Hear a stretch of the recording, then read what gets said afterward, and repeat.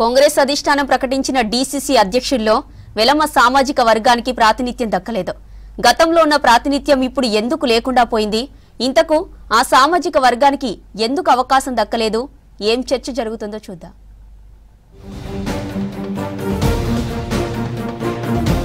రాష్ట్రంలో కాంగ్రెస్ అధికారంలోకి వచ్చిన మొదటిసారి కొత్త డీసీసీ అధ్యక్షుల నియామకం జరిగింది. ఈ అధ్యక్షుల ఎంపికలో వెలమ సామాజిక వర్గానికి అవకాశం దక్కకపోవడంపై పెద్ద ఎత్తున చర్చ జరుగుతోంది. గతంలో డీసీసీ అధ్యక్షులుగా వెలమ సామాజిక వర్గానికి ఛాన్స్ ఇచ్చారు. కానీ అధికారంలో ఉన్న సమయంలో వెలమలకు ఎందుకు జిల్లా అధ్యక్ష పదవులు దక్కలేదనే ప్రచారం జోరుగా జరుగుతోంది.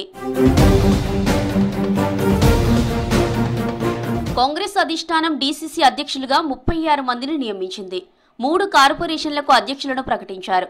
అయినా వెలమ సామాజిక వర్గం నుంచి ఎవరికీ ఛాన్స్ ఇవ్వలేదు. ఉత్తర తెలంగాణ జిల్లాలో వెలమ సామాజిక వర్గం ప్రభావం ఉంటుంది.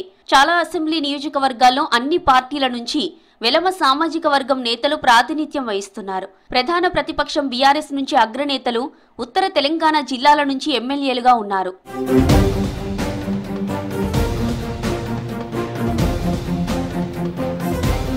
కాంగ్రెస్ అధికారంలోకి వచ్చిన తర్వాత వెలమ సామాజిక వర్గం నుంచి 6 ఎమ్మెల్యేలుగా ఉన్నారు. పార్టీ ప్రతిపక్షంలో ఉన్న సమయంలో డీసీసీ అధ్యక్షులుగా అవకాశం ఇచ్చి అధికారంలోకి వచ్చిన తర్వాత డీసీసీ నియామకాల్లో ప్రాధాన్యత ఇవ్వకపోవడంతో తప్పుడు సంకేతాలు వెళ్లే అవకాశం ఉందని పార్టీ వర్గాల్లో అంతర్గత చర్చ నడుస్తోంది.